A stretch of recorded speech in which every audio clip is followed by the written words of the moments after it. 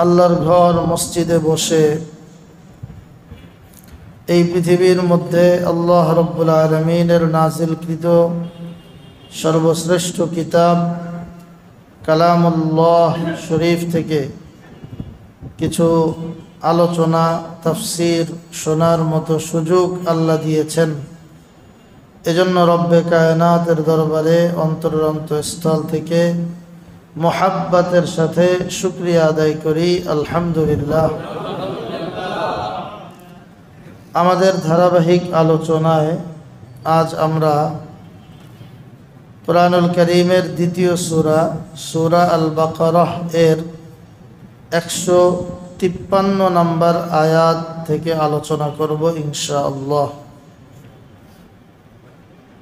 এই আয়াতের মধ্যে আল্লাহ রাব্বুল আলামিন আমাদের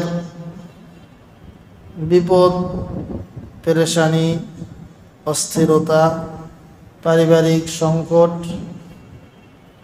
বিভিন্ন ঝামেলা ইত্যাদি দূর করার জন্য আমাদের কি করণীয় সেই বিষয়ে চমৎকার সুন্দর দিক নির্দেশনা দিয়েছেন। আল্লাহ রাব্বুল আলামিন বলছেন, ইয়া আইয়ুহাল্লাযীনা আমানু, হে আমার ঈমানদার বান্দাগণ। আমরা যারা ঈমানদার আমাদেরকে এখানে ডাক দিচ্ছেন। এক এক আয়াতে এক একভাবে আল্লাহ তাআলা সম্বোধন করেন। ইয়া আইয়ুহান নাস কখনো বলেন হে লোক সকল, ইয়া আইয়ুহাল্লাযীনা কাফারু, হে কাফের সম্প্রদায়। আর আল্লাহ যখন তার প্রিয় বান্দাদেরকে ডাকেন তখন বলেন ইয়া আইয়ুহাল্লাযীনা আমানু, হে ঈমানওয়ালা আমার প্রিয় বান্দারা। ডাক দিয়ে আল্লাহ কি বলেন? ইস্তাঈনু বিস-সাবরি ওয়াস-সালাহ। জীবনের কোনো কাজে, কোনো ক্ষেত্রে, কোনো বিষয়ে যদি তোমরা ঝামেলায় পড়ে যাও, বিপদ আপদ বালা মুসিবত তোমাদেরকে চেপে বসে, তখন আমার কাছে সাহায্য চাও। বিস-সাবরি ওয়াস-সালাহ, সবরের মাধ্যমে, ধৈর্যের মাধ্যমে এবং সালাত তথা নামাজের মাধ্যমে। ধৈর্য এবং সবর, নামাজ, সবর এবং সালাত, ধৈর্য এবং নামাজ, এই দুইটা হলো আল্লাহর থেকে সাহায্য নেওয়ার তরিকা, পদ্ধতি, উপায়। প্রথমেই আল্লাহ তাআলা সবরের কথা বলেছেন। সবর মোটামুটি আমরা বাংলায় একটা কথা বলি, সবরে মেওয়া ফলে। সবাই বুঝি যে সবর করলে লাভ হয়, ধৈর্যের লাভ। এখানে সবর বলতে কি বোঝানো হয়েছে এই ব্যাপারে তাফসীরের মধ্যে এসেছে। সবর মূলত তিন প্রকার। কয় প্রকার? তিন প্রকার। একটাকে বলে আস-সাবরু আলা তাআহ, আই আলা তাআতিল্লাহ। আর একটা হলো আস-সাবরু আলাল মা'সিয়াহ, আস-সাবরু আলা তারকিল মা'সিয়াহ। আর একটা হলো আস-সাবরু আলাল বালা'i ওয়াল মুসিবাহ। বাংলায় সহজে আমরা এভাবে বলতে পারি, এক প্রকার সবর হলো আল্লাহ রাব্বুল আলামিনের ইবাদত বন্দিগি করা যে কষ্ট, এই কষ্টকে মেনে নিয়ে ইবাদত বন্দিগি করতে থাকা, এটার নামও সবর। ইবাদতের কষ্ট ত্যাগ স্বীকার করে ইবাদত করা, এই যে কষ্ট স্বীকার করা ইবাদতের জন্য, ইবাদতের জন্য বিভিন্ন ধরনের কষ্ট, ত্যাগ ইত্যাদি সহ্য করা, এটা সবর। আর একটা হলো গুনাহ ছাড়ার জন্য কষ্ট স্বীকার করা, যে গুনাহ করতে মজা, গুনাহ ছাড়তে কষ্ট, এই কষ্ট স্বীকার করা, এটাও সবর। আর একটা হলো কারো উপরে কোনো বিপদ আসছে, ওই বিপদের সময় অধৈর্য না হয়ে আল্লাহ তাআলার উপরে তাওয়াক্কুল রেখে নিজের ঈমান আমল এর উপর স্বাভাবিক থাকা, এটার নামও সবর। আমরা প্রত্যেকটা আরেকটু বিস্তারিত বোঝার চেষ্টা করি। হাদিস শরীফের মধ্যে এসেছে, বুখারী শরীফের হাদিস, হযরত আবু হুরায়রা রাদিয়াল্লাহু আনহু থেকে বর্ণিত, قال رسول الله صلى الله عليه وسلم أولا أدلكم على ما يمحو الله بهن الخطايا ويرفع بها الدرجات العلا। আল্লাহ রসুল সাহাবা ইকরামকে বললেন যে আমি কি তোমাদেরকে এমন কিছু আমল শিক্ষা দিব যে আমলগুলোর দ্বারা ইয়ারফাউল্লাহু বিহিল খতায়া, ইয়ারফাউল্লাহু বিহিদ দারাজাত, আল্লাহ তাআলা যে আমলের বদৌলতে তোমাদের স্তরকে বাড়ায় দিবেন, মর্যাদাকে বাড়ায় দিবেন। ওয়ায়ামহুল্লাহু বিহিন্নাল খতায়া, এবং আল্লাহ তাআলা যে আমলের বদৌলতে তোমাদের গুনাহকে মাফ করে দিবেন। তাহলে গুনাহ মাফ হবে, দরজা বুলন্দ হবে, গুনাহ মাফ হবে, দরজা বুলন্দ হবে। এরকম কিছু আমল শিখিয়ে দিব? সাহাবা ইকরাম বললেন, বালা ইয়া রাসূলুল্লাহ। এরপর আল্লাহর রাসূল সাল্লাল্লাহু আলাইহি ওয়াসাল্লাম শিখিয়ে দিলেন কাসরাতুল খুতা ইলাল মাসাজিদ ওয়া ইনতিযারুস সালাতি বা'দাস সালাহ। বেশি বেশি মসজিদে আসা, এটা এমন একটা আমল যে আমলের দ্বারা তোমাদের গুনাহ মাফ হবে, দরজা বুলন্দ হবে। আল উযু আলাল মাকারিহি, শীতের সময়ে কনকনে শীত, এর মধ্যে অজু করা, অজু করে মসজিদে আসা, এটা অনেক কষ্টকর। এই যে কষ্ট, কনকনে শীতের মধ্যে অজু করা, এটা তো আমরা ইবাদত করতেছি। কনকনে শীতের মধ্যে অজু করা, এটা ইবাদতের একটা প্রকার। তো এই ইবাদত করাটাকেই এক প্রকার সবর বলে। যে ইবাদত করার কষ্ট স্বীকার করা, এটা হলো সবর। রোজা রাখা, একজন মানুষ যদি রোজার ইবাদত পালন করে, তো রোজা সারাদিন না খেয়ে থাকা, এই যে কষ্ট স্বীকার করা, এই ইবাদতের জন্য কষ্ট স্বীকার করা, এটা হলো সবর। এরপরে হজ করা, হজের মধ্যে প্রচুর কষ্ট। হজ কোনো স্বাভাবিক আমল না। এজন্য এবছর যেখানে যেখানে হজের প্রশিক্ষণ হচ্ছে, প্রচণ্ড গরমের পরিস্থিতির কারণে এবং দীর্ঘ পথ হাঁটতে হয়, এই কথাটা বারবার হাজিদেরকে সতর্ক করা হচ্ছে। যারাই হজে যাবেন, আগের থেকে 2 মাস 3 মাস আগের থেকে হাঁটার ট্রেনিং দেন, যে আপনি লাগাতার 3 ঘন্টা 4 ঘন্টা হাঁটতে পারেন, এই ট্রেনিং দেন। কারণ হজের এমন এমন আমলের ক্ষেত্র আসবে যেখানে কোনো গাড়ির ব্যবস্থা নাই, প্রচণ্ড গরম,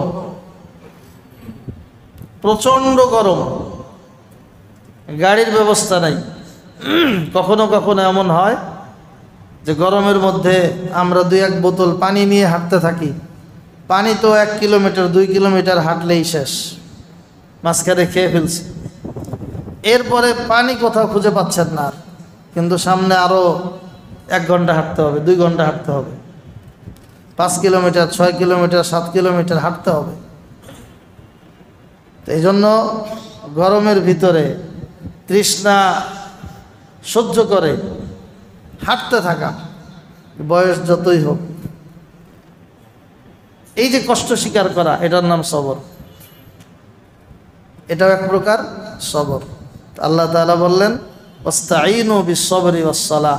এরকম আমল করতে গিয়ে যে কষ্ট হবে, এই কষ্টগুলো তুমি স্বীকার করবে, এরপর আল্লাহর কাছে সাহায্য চাইবা, আল্লাহ তাআলা এর দ্বারা তোমাকে পুরস্কার দান করবেন। এজন্য আমল করা কষ্ট। আমরা সাধারণত সবরের 3 নম্বর যেটা প্রকার ওইটাকে সবর মনে করি, আর যে 2টা প্রকার আছে এটাকে সবর আমরা মনে করি না। সাধারণত আমরা সবর বলতে বুঝি বিপদ আসছে, এটা স্বীকার করলাম, ধৈর্য ধরলাম, এটাই সবর।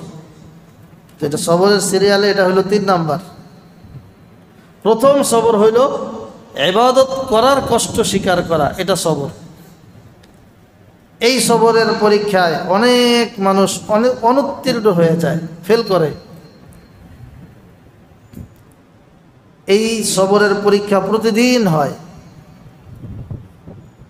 প্রতিদিন নামাজের সবরের পরীক্ষা 5 বার হয়,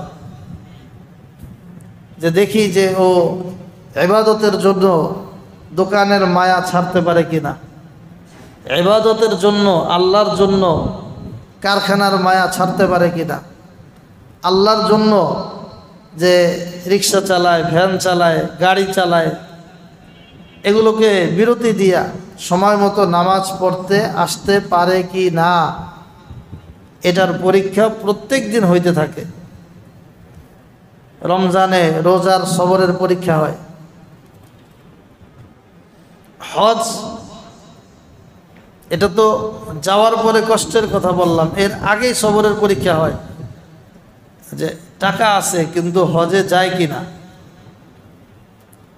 ইবাদত করার জন্য সে মানসিকভাবে প্রস্তুতি নেয় কিনা, ইন্তজাম করে কিনা। এটা হলো তার আসবরু আলাল ইবাদা আলা তাআতিল্লাহ, যে আল্লাহর আনুগত্যের উপরে সবর করা, আনুগত্যের কাজ সম্পাদনে সবর করা।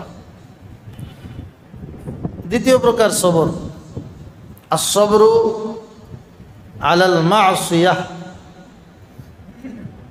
এটা হলো গুনাহ ছাড়ার জন্য কষ্ট স্বীকার করা। যেমন আমরা মোটামুটি সবাই বুঝি, যদি কানের মধ্যে ইয়ারফোন লাগায়া গান শোনা হয়, দেশি বিদেশি গায়ক গায়িকাদের, তো এটা মজা লাগে। এখন এটা যদি ছাড়তে হয় কষ্ট হয়।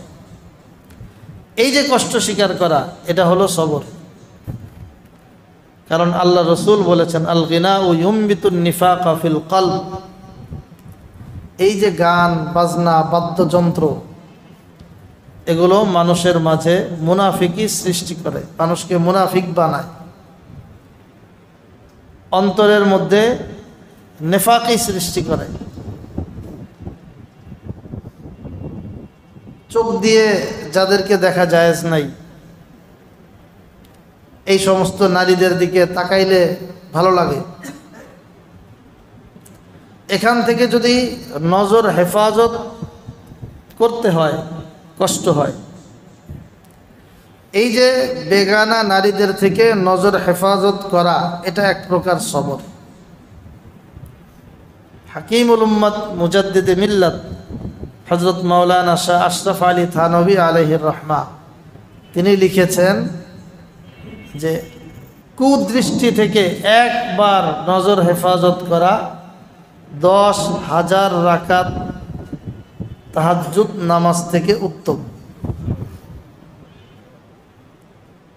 একবার কুদৃষ্টি দিলে, যাদেরকে দেখা জায়েজ নাই সেই নারীদের দিকে একবার চোখ দিলে, নজর দিলে, আমি 10,000 রাকাত নামাজ পড়ে যদ্দূর আগাইতাম, ওই পরিমাণ নিচে ধাপ করে মানুষ পড়ে যায়।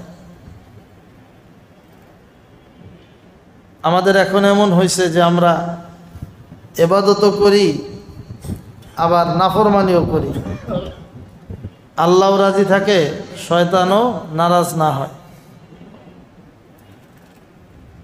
অনেক কাজে এমন হয়। আজকে এক ঘটনা শুনলাম, খুব দিনদার ফ্যামিলি, মেয়ের বাবা দিনদার, মা দিনদার, থাকে একটা উন্নত রাষ্ট্রে। সেখানেও বদ্দিনী পরিবেশের মধ্যেও হাত মোজা পা মোজা পরে মহিলারা থাকে, দিনদার মানুষ। মেয়ে বিয়ে দিছে মেয়ের জামাইকে, মাত্র মেয়ের জামাইকে, মেয়েকে না, মেয়ের যা দিছে তো দিছে, মেয়ের জামাইকে 15 ভরি স্বর্ণ দিছে। তো পুরুষের জন্য স্বর্ণ পরিধান করা হারাম। এখন এরা ইবাদত বন্দেগীও করে, নামাজও পড়ে, রোজাও রাখে, সবই করে, আবার মেয়ের জামাইরে জানে এটা হারাম, তারা আংটিও পরায় দিছে, তারা চেনও পরায় দিছে, তারা বিভিন্ন জিনিস দিয়া তারা হারামের মধ্যেও ঢুকাইয়াও দিছে। এরকম আমরা অনেক মানুষ আছি যে একদিকে ভালো কাজ করি আর একদিকে গুনাহের কাজও করি, গুনাহের কাজটা বন্ধ করি না। এই যে সবরের এখানে আলোচনা হচ্ছে, এটা হলো গুনাহের কাজকে বন্ধ করা, চোখের হেফাজত করা, চোখের গুনাহ থেকে বাঁচা, মুখের হেফাজত করা, মুখ দিয়ে যখন আল্লাহর ঘর মসজিদে আসে, দিনী পরিবেশে থাকে, মাশাআল্লাহ খুব ভালো ভালো কথা বলি, জিকির আজকার করি, আবার যখন বাইরে চলে যাই সেখানে বসে গীবত, পরনিন্দা, দোষচর্চা ইত্যাদি মানুষের নামে চলতেই থাকে। অথচ হাদিস শরীফের মধ্যে আল্লাহ রসুল বলেছেন, ওয়াল ইয়াকুব্বুন নাসা ফিন নারি আলা ওয়ুজুহিহিম আও আলা মানাখিরিহিম ইল্লা হাসাইদু আলসিনাতিহিম। মুখের পাপ এত ভয়ঙ্কর, জঘন্য, মারাত্মক পাপ, একটা মানুষের পাকে উপরে লটকায়া মাথা নিচের দিকে থাকবে, পা উপরে থাকবে, এরপরে তাকে নখ দিবে তামার সীসার, এটা দিয়ে নিজের মুখকে খামচাইতে থাকবে। কেন? নিজের এই জিহ্বার, মুখের গুনাহের কারণে। তো এই জন্য সবরের দ্বিতীয় প্রকার হইল পাপ থেকে বাঁচার জন্য যে কষ্ট স্বীকার করতে হয়, এই কষ্টটাকে মেনে নেওয়া, এই কষ্ট মানার উপরে সবর করা, ধৈর্য ধরা, যে কষ্টরে মানলাম, যা চোখটাকে বন্ধ করে দিলাম, এখানে আমি দেখতেছি যে এই জায়গায় যদি কারবারটা করি, এটা যদিও সুদ হয় কিন্তু লাভ হয় অনেক, তো যা সুদকে দূরে সরানোর জন্য, সুদ মুক্ত থাকার জন্য, আল্লাহকে খুশি করার জন্য, লাভের কথা চিন্তা বাদ দিয়া আমি এটাকে ত্যাগ করলাম। দিলের যে কষ্ট হবে, এই যে কষ্টটার উপরে ধৈর্য ধরা, এটা হলো as-সবর আলাল মাসিয়া। এরকম লেনদেন কিন্তু অনেক হয়। আমাদের অনেক দিনদার মানুষ আছেন, বাড়ি মর্গেজ দিয়ে, ফ্ল্যাট মর্গেজ দিয়ে দিব্যি আরামে সে জিকির আজকার করে বেড়াইতেছে। ফ্ল্যাট মর্গেজ দিয়ে সে মসজিদে পড়ে রয়েছে, তার বাইরের কোনো আয় রোজগারের টেনশন নাই, বুঝেন নাই? এখন সে ভাবতেছে যে আমার তো আয় রোজগার ইনকাম আছেই, আমি আল্লাহ বিল্লাহ করি, তো এই আল্লাহ বিল্লাহ জিকির আজকার যা আছে এগুলি কোনোটাই কাজে লাগবে না। তো মর্গেজের মাধ্যমে আপনি সুদের সাথে জড়িত, আর সুদ এর ব্যাপারে আল্লাহ তাআলা বলছেন ফাযানু বিহারবিম মিনাল্লাহি ওয়া রাসূলিহি। যারা সুদের সাথে জড়ায়, সুদের লেনদেন করে, আল্লাহ তাআলা রসুলকে বলছেন আপনি এলান দেন, প্রকাশ্যে এলান দেন যে ফাযানু বিহারবিম মিনাল্লাহি ওয়া রাসূলিহি। ও সুদের লেনদেনের মাধ্যমে আল্লাহ এবং আল্লাহ রসুলের সাথে যুদ্ধের ঘোষণা দিয়ে দিল। সে যেন যুদ্ধের ঘোষণা দিল, সে যুদ্ধের জন্য যেন প্রস্তুতি নেয়, যে সুদ গ্রহণ করে সে কিভাবে কামিয়াব হয়, এটা আমরা দেখব।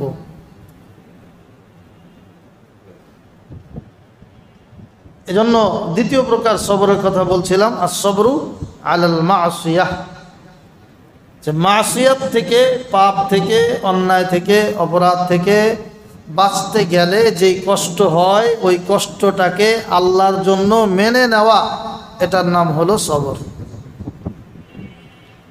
তিন নাম্বার সবর, এটা আমরা সবাই বুঝি, এটা হলো বিপদ আসছে।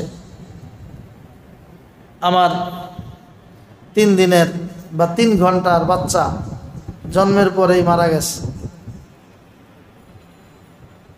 আমার দোকানটা আগুন লেগে গেছে, কারখানায় বিশাল বড় ধরনের চুরি হয়ে গেছে, এরকম হঠাৎ করে রাস্তায় একটা দুর্ঘটনায় পড়ে গেলাম, আমার বাবা মারা গেছে, কারো মা মারা গেছে, কারো ভাই মারা গেছে। এরকম বিপদ আপদ যখন আসে তখন অধৈর্য না হয়ে ধৈর্য ধারণ করা, আল্লাহকে গালি না দিয়ে। কিছু মানুষ এই ক্ষেত্রে সবর করতে পারে না। মহিলা বলে ফেলে যে আল্লাহ আর কারো বাচ্চা দেখলো না, আমার ছেলেটারই দেখলো, নাউজুবিল্লাহ। তোমার ছেলে কয়দিনের, তোমার সাথে সম্পর্ক কয়দিনের? এর আগেও সম্পর্ক আল্লাহর সাথে, পরেও সম্পর্ক কার সাথে? আমরা তো সাময়িক একটা মোহাব্বত আমাদের সাথে তৈরি করা হয়েছে। আল মাল ওয়াল বানুনা জিনাতুল হায়াতিদ দুনিয়া। আল্লাহ বলেন এই সম্পদ, সন্তানাদি, এগুলো দুনিয়ার জীবনের সৌন্দর্য।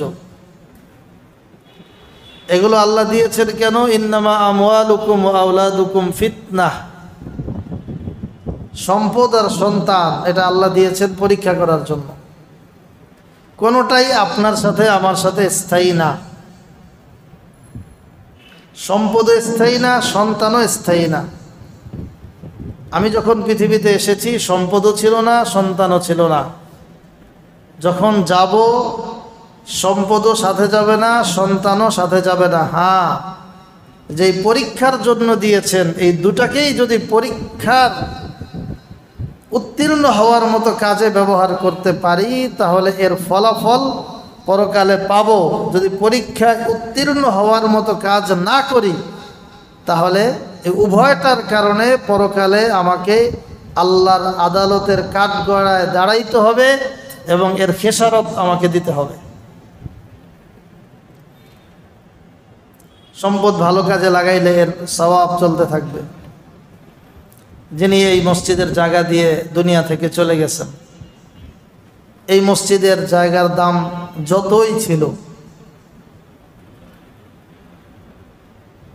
তো সেই মানুষটা এই সম্পদকে কাজে লাগায় গেছে, এখন কবরে আছে। এখান থেকে প্রতিদিন আমরা নামাজ পড়ি, আমরা জিকির করি, আমরা তেলাওয়াত করি, আমরা তাফসির করছি, আমরা দ্বীনি হালাকা করি, তালিমের মজমা করি, দাওয়াতের মজমা করি, যা কিছু করি এর সওয়াব অটোমেটিক তার কবরে আল্লাহ তাআলা দিয়ে দিচ্ছেন। এই এক টুকরো জায়গা দিতে পারে এরকম বহু জমিদার, বহু টাকাওয়ালা দুনিয়াতে আসি আমরা, কিন্তু সবার সম্পদ আল্লাহর কাছে কবুল হয় না। সবাই কবুল করাইতে পারি না, সবাই মঞ্জুর করাইতে পারি না। অনেক সম্পদশালী আমাদের ভিতরেই আছে, যে সে যদি এখনো গ্রামগঞ্জে 1 লাখ 2 লাখ এরকমে জমি পাওয়া যায়, 5% একটা জমি যদি সে কিনে দিয়ে দেয়, যেটা আমি কিনে মসজিদের জন্য ওয়াকফ করে দিয়ে দিলাম, এক সময় না এক সময় মসজিদ বানাবেই কেউ। ওয়াকফ জমি যখন থাকবে, আপনি দিলেন 5 লাখ, ওইটার উপরে যে বিল্ডিং হবে এটা 5 কোটি টাকার বেশি খরচ হইতে পারে, কিন্তু ওই যত টাকা খরচ করে যত তলাই হোক, মূল অ্যাসেট তো আপনার। আপনি আমি কবরে সওয়াব পাইতে থাকবো, হাসরের ময়দানে এটার বেনিফিট পাইতে থাকবো। সন্তান পড়ালেখা করায়া সন্তান থেকে কিছু নিতে চাই, চালাক হইল যে স্থায়ীভাবে নিতে পারে। আর আমরা যারা সাময়িকভাবে নিতে চাই তাদেরকে কোরআন সুন্নাহর ভাষায় চালাক বলা হয় নাই। সাময়িকভাবে কয়েকদিন আপনার সন্তান আয় রোজগার করে কামাই করে কিছু টাকা দিবে, হয়তো কয় টাকাই দিবে, কয় লাখ দিবে, কয় কোটি দিবে, কয় বছর দিবে, কিন্তু এই সন্তান যদি যেই সম্পদ ওর কাছে থাকলে চিরস্থায়ী লাভ হয়, এই সন্তানের সিনায় যদি কোরআন থাকে, এই সন্তানের সিনায় যদি আল্লাহর নবীর হাদিসগুলো থাকে, এই যে ধরেন ওলামা ইকরাম যারা, আমাদের কথা চিন্তা করেন। আমি যে আপনাদের সামনে কথা বলছি, আমার বাবা দুনিয়াতে নাই, তিনি কবরে আছেন। কোরআন সুন্নাহর কথা এটা চিরসত্য, এর মধ্যে কোনো ভুল নাই, সংশয় নাই, সন্দেহ নাই। আমি আপনাদের সামনে আলোচনা করছি, আল্লাহ চাহে তো যাদের সুযোগ হয় তারা আমল করব। এই যে আমাদের মজলিস, এই মজলিসের প্রত্যেকটা সেকেন্ডে সেকেন্ডে, মুহূর্তে মুহূর্তে আমাদের আমল নামায় নেকি লেখা হচ্ছে। আমি নেকি পাচ্ছি, আপনারা নেকি পাচ্ছেন। হাদিস শরীফে আল্লাহ রসুল বলেন, মাজলিসু ফিকহিন খায়রুম মিন ইবাদাতি সিত্তিনা সানাহ। ইলমে দ্বীন শিক্ষা করা, মাসাইল শিক্ষা করা, ফিকহ শিক্ষা করার একটি মজমা, এই মজলিসে বসে থাকা ৬০ বছর একা একা নফল ইবাদত করার চেয়ে উত্তম। ৬০ বছর আপনি একা একা বসে বসে বসে বসে নফল ইবাদত করতেছেন, ওইটার যেই দাম তার চেয়ে বেশি দাম এই মজলিসের। তো এই মজলিসের যেই দাম, এটার যেই নেকি, অটোমেটিক কবরে বসে বসে, কবরে শুয়ে শুয়ে আমার বাবা পাচ্ছেন, এর মধ্যে কোনো সন্দেহ নাই। এই যে নামাজ পড়লাম আমরা, নামাজের মধ্যে কোরআন তেলাওয়াত হলো, কোরআন তেলাওয়াতের প্রত্যেকটা হরফে হরফে নেকি। এই হরফে হরফে নেকি আমি তেলাওয়াত করেছি, আমি পেয়েছি, আপনারা শুনেছেন, আপনারা পেয়েছেন, আমাকে যিনি শিখিয়েছেন আমার এই ওস্তাদ পেয়েছেন, আমার যেই মাদ্রাসায় পড়েছি ওই মাদ্রাসার পেছনে যাদের আর্থিক সময় দিয়ে, পরিশ্রম দিয়ে মেহনত আছে, তারাও নেকি পাইছে। আমাকে যিনি মাদ্রাসায় ভর্তি করিয়েছেন, আমার বাবা, আমার মা, ওনারাও এর সওয়াব। নামাজ পড়লাম এখানে, আজকে ভর্তি করাইছেন আরও ৩০ বছর আগে। তো ওই সময়ে পুরাতন, ওই সময় থেকে যে নেকি চলমান আছে, এখনও আছে। যতদিন আমরা জীবিত থাকব নেকি থাকবে। দুনিয়া থেকে যদি আমরাও চলে যাই, আমাদের এখন শত শত ছাত্র আছে আলহামদুলিল্লাহ, এরা পড়াবে, আমরা নেকি পাবো, আমাদের ওস্তাদরা পাবে, আমাদের অভিভাবকরা নেকি পাইতে থাকবে। এই যে একটা চলমান প্রক্রিয়া, এটা সন্তানকে যদি আপনি এমন ইলম শিখান, এমন কোরআন সুন্নাহর বাণী শিখান, তাহলে এটা চলমান থাকবে। আর আমাদের যেই শিক্ষার আমরা যতটুকু করি ওটা নিষেধ না, তবে মুসলিম বাচ্চা হিসাবে কোরআন শেখানো জরুরি। সরকারি চাকরিতে তো রিটায়ার্ডের পরে পেনশন থাকে, বেসরকারি চাকরিতে শেষ। এত দীর্ঘ পড়াশোনা, এত কিছু, কিছুদিন পরেই এটার আর কোনো বাড়তি আয় নাই, থেমে যায়। কিন্তু কোরআন সুন্নাহর ইলমের বেনিফিট, ফায়দা, এটা কখনো কি হয় না, শেষ হয় না। তাহলে আমরা বলছিলাম যে এই যে বিপদ আপদ আসবে, বিভিন্ন ধরনের বিপদ আপদ, বালা মুসিবত, এগুলোর উপরে সবর করা, এটা হলো সবরের ৩ নম্বর প্রকার।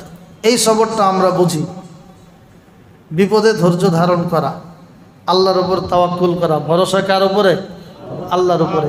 এই ৩ প্রকার সবরকে নিয়ে আল্লাহ বলেছেন, ওয়াস্তাঈনু বিস-সবরি, তোমরা সবরের মাধ্যমে আমি আল্লাহর কাছে সাহায্য চাও। তাহলে ইবাদত বন্দেগী করা কষ্ট, এই সবর করেও আল্লাহর কাছে সাহায্য চাওয়া। গুনাহ থেকে বাঁচা কষ্ট, এই কষ্ট স্বীকার করার নাম সবর, এই সবরের মাধ্যমে আল্লাহর কাছে সাহায্য চাওয়া। বিপদ আপদ আসলে অধৈর্য না হয়ে, আল্লাহকে বিভিন্ন কথা না বলে, আল্লাহর ফয়সালার উপরে কোনো কটু মন্তব্য না করে এটার উপরে তাওয়াক্কুল করা। কুরআনুল কারীমে আল্লাহ বলেছেন, আসা আন তাকরাহু শাইআ ওয়া হুয়া খায়রুল লাকুম। তোমাদের জীবনে এমন হবে, কখনো একটা কাজকে তোমরা অপছন্দ করো, নিজেদের সার্বিক ক্যালকুলেশনে মনে হয় কাজটা আমার জন্য ক্ষতিকর, এটা আমার জন্য না হইলেই ভালো, আমি এর মধ্যে নাই। অথচ আল্লাহ বলেন ওয়াহুয়া খায়রুল লাকুম, এই কাজটা আসলে তোমার জন্য মঙ্গলজনক। তোমার কাছে মনে হচ্ছে অমঙ্গল, কিন্তু বাস্তবতা এটা না, বাস্তবতা এটা মঙ্গলজনক।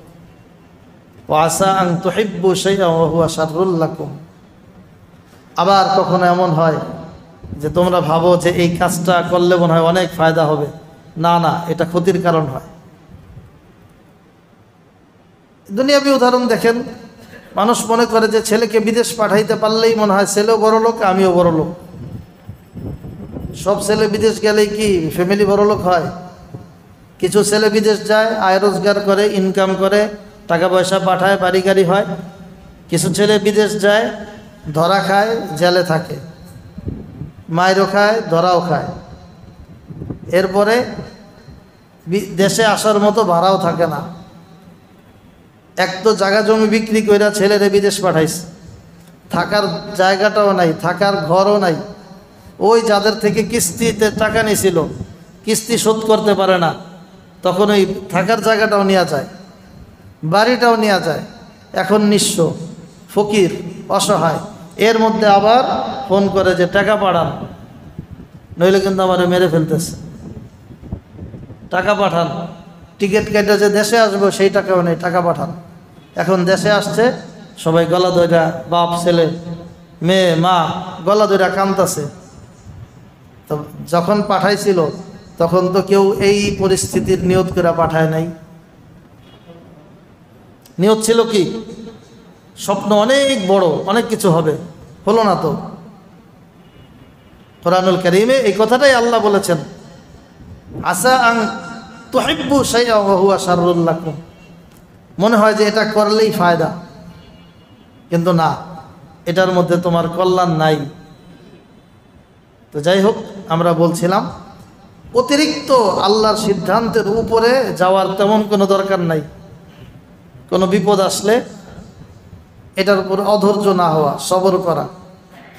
এই পরবর্তী আয়াতগুলোতে আল্লাহ তাআলা আরও সান্ত্বনা দিবেন, বিপদের আরও ব্যাখ্যা করবেন।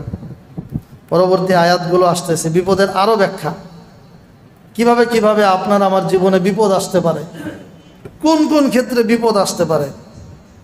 এই বিপদগুলো পরীক্ষা স্বরূপ আসবে, আসলে কি করতে হবে, পরীক্ষা মেনে নিলে উত্তীর্ণ যদি হইতে পারি তাহলে কি লাভ হবে, সেগুলো আজকে লম্বা আলোচনা, আজকে আর করা যাবে না। আজকের এই প্রসঙ্গটাই আমরা শেষ করি যে আল্লাহ তাআলা বলেছেন সবর করো, সবরের মাধ্যমে আমার কাছে সাহায্য চাও। তাহলে সবর কয়ভাবে? তিনভাবে। সবর কয়ভাবে? সহজে আমরা বুঝি। একটা হলো ইবাদত বন্দেগী করার কষ্ট স্বীকার করা, এটার নাম সবর। 2 নাম্বার, গুনাহ ছাড়তে গেলে যে কষ্ট হয় এই কষ্ট স্বীকার করা, কষ্ট স্বীকার করার জন্য সবর করা, ধৈর্য ধরা। 3 নাম্বার, কোনো বিপদ আসলে ওই বিপদটাকে আমার জন্য একেবারেই অমঙ্গল, অকল্যাণ ইত্যাদি না ভেবে আল্লাহ তাআলা পাঠিয়েছেন, এজন্য আল্লাহর এই সিদ্ধান্তের উপর মেনে নেওয়া, সিদ্ধান্তকে মেনে নিয়ে ধৈর্য ধারণ করা। এই 3 প্রকার সবর। আল্লাহ বলছেন 3 প্রকার সবরে এটা তোমার পরীক্ষা চলতেছে, এই সময় তুমি আমার কাছে সাহায্য চাও। ধরেন কারো বাচ্চা হয়েছে, অসুস্থ, ভর্তি হয়ে গেল শিশু হাসপাতালের আইসিইউতে, 3 দিন থাকার পরে মারা গেল। এরপরে সে 10 দিন আল্লাহকে গালি দিল, নাউজুবিল্লাহ। তো সে কি বাচ্চা ফেরত পাবে? বাচ্চা কি সে ফেরত পাবে? তো যদি সে গালি না দিয়ে সবর করত, যে দিয়েছেন আল্লাহ, নিয়েছেনও আল্লাহ, তাহলে তো এটার বিনিময়ে যে পুরস্কার এটা সে পেয়ে যেত। এখন তো সে নিজে বলে বলে বলে বলে তার পুরস্কারটা ধ্বংস করতেছে। এজন্য এই সমস্ত বিপদ আপদে আমাদের পাশে থাকার জন্য আসলে দিনদার, সহযোগী, সহকর্মী, পুরুষদের জন্য বুঝমান স্ত্রী, এটা জরুরি জীবনের জন্য। সাহাবায়ে কেরাম রাদিয়াল্লাহু আনহুমের জীবনে এরকম ঘটনা আছে। এক সাহাবী সফরে বের হয়েছেন, বাচ্চা ঘরে ছিল, মারা গেছে। আসার পর বিবি তাকে শোনায় নেই। আগে তো আর মোবাইল ছিল না যে ফোন করে বলে দিবে যে বাচ্চা অসুস্থ বা মারা গেছে, কি করব, কোথায় দাফন করব, কি করব, এগুলি পরামর্শ করার সুযোগ ছিল না। সে বের হয়েছে 3 মাস পর, 6 মাস পর, 1 বছর পর আবার ঘরে ফিরবে। আসছে, স্বামী ঘরে ঢোকার পরে সুন্দর আদর আপ্যায়ন করে নাস্তা বাস্তা খাওয়াইয়া, খানা দানা খাওয়াইয়া, এরপরে বলতেছে যে কেউ যদি কোনো মাল আমাদের কাছে গচ্ছিত রাখে, জমা দেয়, আমানত রাখে, এরপরে সে যদি এটা ফেরত চায়, তখন আমাদের করণীয় কি? তখন আমাদের করণীয় কি? ফেরত দিয়ে দেওয়া। তো বলছে আল্লাহ তাআলা তো আমাদেরকে একটা সন্তান দিয়েছিলেন, তো আল্লাহ তাআলাই আবার ওই সন্তানটা আমাদের থেকে নিয়ে নিছেন। আমি এটাকে সুন্দরভাবে দাফন টাফন, কাফন পরায়া সুন্দরভাবে দাফন করে দিছি। এই যে স্বামীকে সে খবরটা শোনাইলো কত স্বাভাবিকভাবে, আল্লাহর নিজামের উপরে খুশি। সেইভাবেও বলতে পারতো, হ্যাঁ একটা মাত্র ছেলে, তুমি গেছো গা সফরে, আমি একা কি কষ্ট করে থাকি ঘরের ভিতরে, আল্লাহ আর দেখলো না, দেখো আমাকে বাচ্চাটাই নিয়ে গেল, এটাও সে বলতে পারতো। কিন্তু ওইভাবে বলে নাই। বলছে কেউ যদি মাল গচ্ছিত রাখে, সে ফেরত নিতে চায়, আমাদের করণীয় কি?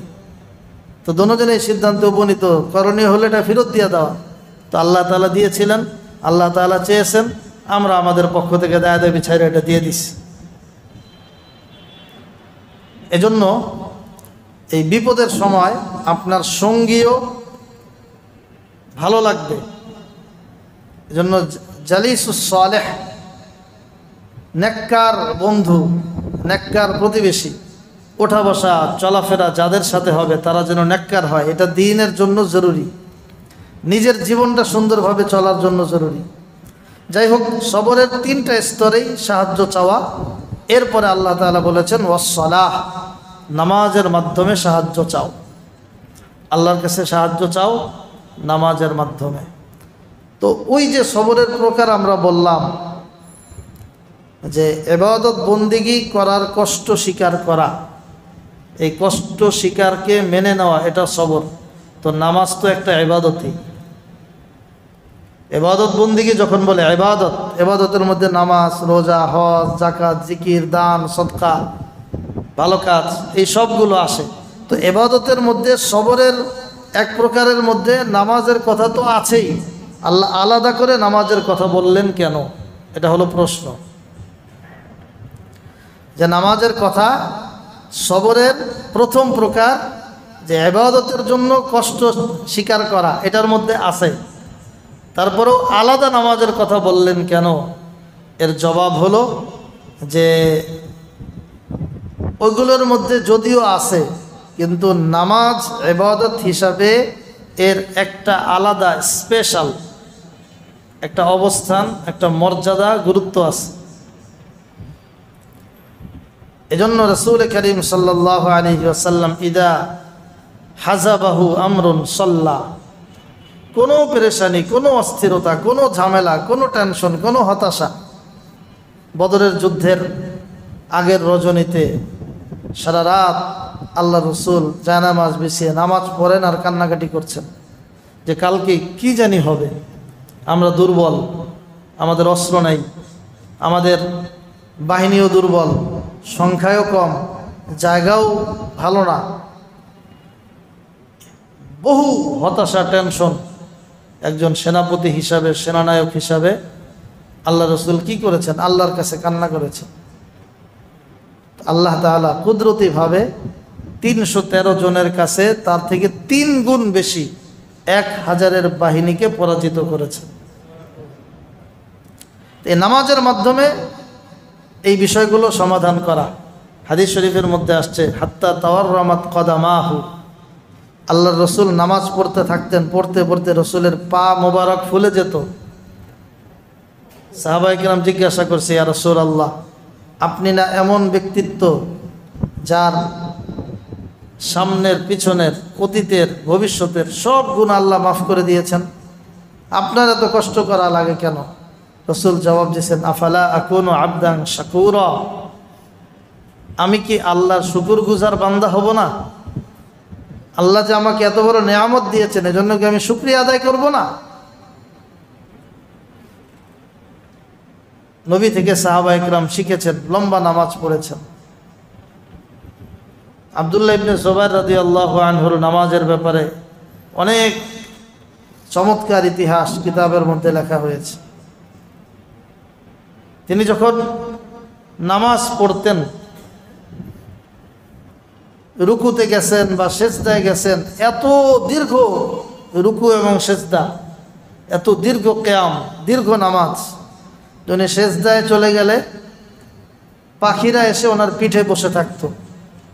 এরা ভাবতো এটা কোনো গাছ, গাছ যেমন স্থির নড়াচড়া করে না, এই আব্দুল্লাহ ইবনে জুবাইর রাদিয়াল্লাহু আনহু এমন সেজদায় গিয়ে পড়ে থাকতেন, আর নড়াচড়া নাই। এক রাবী বলেছেন যে আব্দুল্লাহ ইবনে জুবাইরকে আমি রুকুতে দেখলাম, তিনি দাঁড়ানো থেকে রুকু করছেন। এই ওনার রুকু অবস্থায় আমি নামাজে দাঁড়াইলাম, নামাজে দাঁড়াইয়া সূরা বাকারা নামাজের মধ্যে পড়লাম, সূরা বাকারার পরে সূরা আলে ইমরান পড়লাম, সূরা নিসা পড়লাম, সূরা মাইদা পড়লাম, অর্থাৎ প্রায় 6 পারা। কুরআনুল কারীমের কয় পারা? 6 পারা। এক এক পারা দ্রুত গতিতে পড়ে নামাজের মধ্যে আগাইলেও যদি কম ধরি তাইলেও 20 মিনিট লাগবে।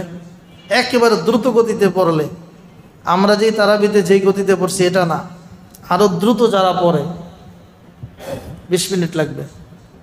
তো 20 মিনিট 6 বিশে কত? 20 20 40, 3 বিশে 60, 2 ঘন্টা। উনি বলছেন যে আমি নামাজে দাঁড়াইলাম, আব্দুল্লাহ ইবনে জুবাইরকে দেখছি রুকুতে। আমি এই সূরা বাকারা, সূরা আলে ইমরান, সূরা নিসা, সূরা মাইদা এগুলো দিয়ে নামাজ পড়ে শেষ করলাম। শেষ করার পরেও দেখি উনি রুকুতেই আছেন।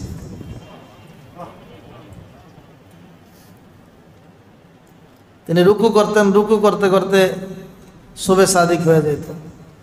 সেজদা করতেন, সেজদা এত লম্বা, সেজদা করতে করতে সুবে সাদিক হয়ে যেত। এই ছিল তাদের নামাজ। এই নামাজের মাধ্যমে তারা আল্লাহর কাছে সাহায্য চাইছেন। আর আমরা কি নামাজ পড়ি, কতটুকু সময় দিই নামাজে? আমাদের রুকুর মধ্যে সময় কতটুকু যায়, সেজদায় কতটুকু সময় যায়? এখন বলবেন, হুজুর আপনি তো নামাজ পড়ান, তাহলে আপনি সময় নিয়েন। কি বলেন? নামাজ যখন কেউ পড়ায় তখন আবার তার জন্য এরকম নামাজ পড়া নিষেধ। ভালো করে বুঝেন, যখন কেউ ইমাম হয়, ইমামের জন্য এই লম্বা নামাজ নিষেধ, জামাতের সাথে এই লম্বা নামাজ নিষেধ। এটা ব্যক্তিগত নামাজের কথা বলছি, আব্দুল্লাহ ইবনে জুবাইরের। আল্লাহ নবীর ব্যক্তিগত নামাজ এত লম্বা, পা মোবারক ফুলে যেত। সম্মিলিত নামাজে সবার ফিকির করতে হয়, সম্মিলিত নামাজে সবার ফিকির করতে হয়। স্বাভাবিকভাবে ফজরের নামাজে 40 থেকে 50 আয়াত পড়া, এটা হলো সুন্নত। 40 থেকে 50 আয়াত পড়া, এটা কি সুন্নত। তা আল্লাহ রসুল কখনো ফজরের নামাজে সূরা ফালাক, সূরা নাস 4 আয়াত 5 আয়াত ছোট্ট ছোট্ট এগুলো দিয়ে শেষ করতেন। কেন? মুসল্লিদের বিবেচনায়। এক সাহাবী আল্লাহ নবীর কাছে গিয়ে অভিযোগ দিয়েছে, ইয়া রাসূলুল্লাহ, যে আপনার নিয়োগকৃত একজন ইমাম, সে এশার নামাজের সময় আমরা ক্লান্ত, সারাদিন পরিশ্রম করে আসি, নামাজটা পরে একটু আরাম করব, মসজিদে গেলে দেখি যেই লম্বা কেরাত উনি ধরছে, তো আমরা ওনার পিছনে নামাজ পড়তে ক্লান্তির কারণে আমরা কুলাইতে পারি না, ইয়া রাসূলুল্লাহ, আপনি একটু এই বিষয়টা দেখেন। আল্লাহ রসুল ওই সাহাবীকে ডাকছেন, হাদিস শরীফের কথা, ডাক দিয়ে ধমক দিছেন, আফাত্তানুন আনতা ইয়া মুআজ, এই মুআজ, তুমি কি ইমাম নাকি তুমি ফিতনা সৃষ্টিকারী? মুসল্লিদের এত কষ্ট দাও কেন? মুসল্লিদের বিবেচনা করে কেরাত পড়া এটা জামাতের নিয়ম। এজন্য মাঝে মাঝে কেরাত লম্বা করা, ছোট করা। হারামাইন শরীফাইনে আপনারা যাবেন, এই হজের মৌসুমে দেখবেন জোহরের নামাজ খুব তাড়াতাড়ি শেষ হয়ে যাবে, আসরের নামাজ খুব তাড়াতাড়ি শেষ হবে। অন্যান্য দিন তো কেরাত বোঝা যায় না। শুক্রবার জুমার নামাজের সুন্নত কেরাত হলো সূরা আ'লা এবং গাশিয়া পড়া, সাব্বিহিসমা রাব্বিকাল আ'লা আল্লাযী খালাকা ফাসাওয়া। এটা অনেক খতিব সাহেবরা পড়ে, খেয়াল করবেন।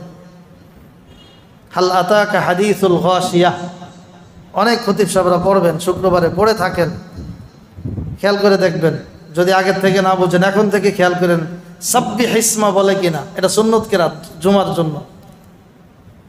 কিন্তু এই হজের সফরে জুমার নামাজগুলো খেয়াল করেন, মক্কা মদিনার কেউ এই কেরাত পড়বে না। কেন?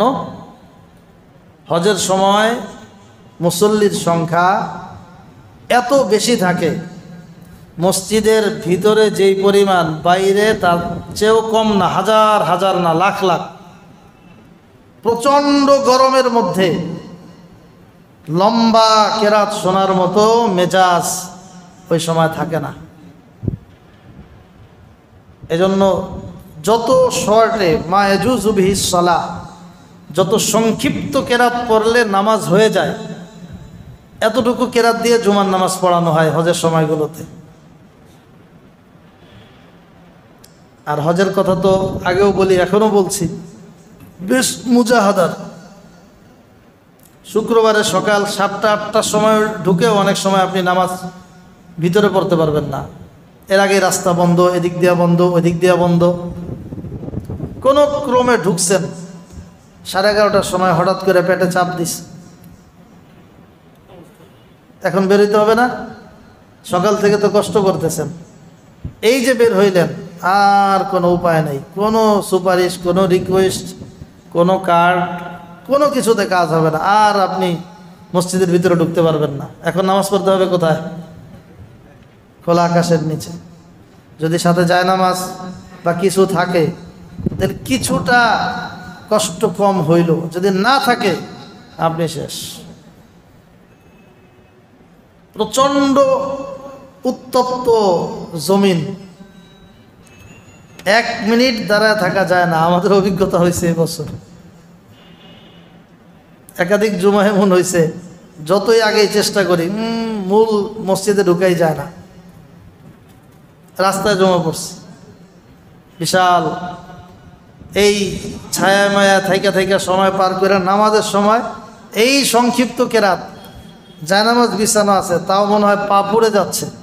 মনে হইলো যে আলহামদুলিল্লাহ অর্ধেক কইরা কেন হুজুরে সালাম ফিরায় না, বুঝলেন নাই? ওখানে জমার সময় টান দিয়েও পড়ে না, খুব দ্রুত পড়ে তাড়াতাড়ি ছেড়ে দেয় মুসল্লিদেরকে। সুন্নত যার যার ঘরে গিয়া, রাস্তায় যারা আছেন প্রয়োজনে পড়েন, হোটেলে গিয়া পড়েন। তো যাই হোক, এজন্য বলছিলাম নামাজের কথা যখন জামাতের সাথে হয়, মুসল্লিদেরকে নিয়ে হয়, তখন এই নামাজ মুসল্লিদের বিবেচনায় পড়তে হয়। আর ব্যক্তিগত নামাজ আমাদের যেটা হবে সেটা এমন হবে যে নামাজের মাধ্যমে আমরা আমাদের সব কিছু আল্লাহর কাছ থেকে ফয়সালা করিয়ে নিব ইনশাআল্লাহ। আল্লাহ তাআলা বলেছেন ওয়াস্তাঈনু বিস-সাবরি ওয়াস-সালাহ, সবর নামাজ, সবর নামাজ, এই দুইটা আমল করো ইনশাআল্লাহ, এর মাধ্যমে আল্লাহ সাহায্য পাইবা। ইন্নাল্লাহা মা'আস-সাবিরিন, আল্লাহ তাআলা কার সাথে আছেন? সবরকারীদের সাথে আছেন। সবরকারীদের একটা দুইটা না, শত শত ঘটনা আছে। পূর্বের নবীদের, আইয়ুব আলাইহিস সালামের সবর, আমাদের নবীর সবর, সাহাবা ইকরামের সবর, হযরত খাব্বাবের ঈমান আনার কি কষ্টের সবরের ঘটনা, হযরত বেলালের ঈমান আনার কি সবরের ঘটনা, হযরত সুমাইয়া রাদিয়াল্লাহু আনহার ঈমান আনার কি সবরের ঘটনা, হযরত আয়েশার বোন আসমা বিনতে আবি বকর, আবু বকরের মেয়ে আসমার সবরের ঘটনা, এরকম হাজারো ঘটনা আছে। সব ঘটনার খোলাসা হলো যারাই সবর করতে পেরেছেন তারা আল্লাহর পক্ষ থেকে পুরস্কার পেয়েছেন। কারণ আল্লাহ বলেছেন ইন্নাল্লাহা মাআস সাবিরিন, সবরকারীদের সাথে কে আছেন? আল্লাহ আছেন। যার সাথে আল্লাহ আছে তার অন্য কিছু দরকার নাই। মান লাহুল মাওলা ফালাহুল কুল, যার জন্য আল্লাহ আছেন তার জন্য সব আছে। যার জন্য আল্লাহ আছেন তার জন্য সব আছে। আর আল্লাহ বলছেন আমি আমার মাইয়াত, আমার সাথে থাকার গুণ এটা দিব সবরকারীকে। এজন্য বিপদ আপদ আসে জীবনে, অধৈর্য না হওয়া, ইবাদত বন্দেগী দুই একদিন করেই ফল না খোঁজা, চালিয়ে যাওয়া, ইবাদতকে চালিয়ে যাওয়া। গুনাহ দুই একদিন ছেড়েই ফল আশা না করা, গুনাহ ছাড়তে ছাড়তে সারা জিন্দেগি চলা, ইবাদত করতে করতে গুনাহ ছাড়তে ছাড়তে, আর বিপদ আসলে ওইটাকে মেনে সহ্য করতে করতে জীবন যদি আমরা চলতে পারি ইনশাআল্লাহ, আল্লাহ তাআলা যে ঘোষণা দিয়েছেন মাইয়াতের, সঙ্গী হওয়ার, সাথী হওয়ার, আমি আছি তার সাথে, এই আল্লাহর মাইয়াত, আল্লাহর সঙ্গ, আল্লাহর সার্বক্ষণিক সহচর্য, এটা আমরা ইনশাআল্লাহ পাবো। আল্লাহ তাআলা আমাদের সবাইকে এই যোগ্যতা, এই মালাকা হাসিল করার তৌফিক দান করুন। সবরের মতো এই মহান নেয়ামত আল্লাহ তাআলা আমাদেরকে দান করুন। ইয়াকুব আলাইহিস সালামের সবর, ইউসুফ আলাইহিস সালামের সবর, হাজারো ঘটনা কোরআন শরীফে আছে। যদি আমরা সবর নিয়ে আলোচনা করি তো মোটামুটি 1-2 মাস কোরআন শরীফের বিভিন্ন ঘটনাই বলা যাবে, এবং প্রত্যেকটাই সবরের মাধ্যমে আল্লাহ পুরস্কার দিয়েছেন। আল্লাহ তাআলা আমাদের সবাইকে এই যোগ্যতা, এই নেয়ামত, সবরের নেয়ামত, ধৈর্যের নেয়ামত আমাদের সবাইকে দান করুন। আমিন। ওয়া আখিরু দাওয়ানা আলহামদুলিল্লাহি রাব্বিল আলামিন।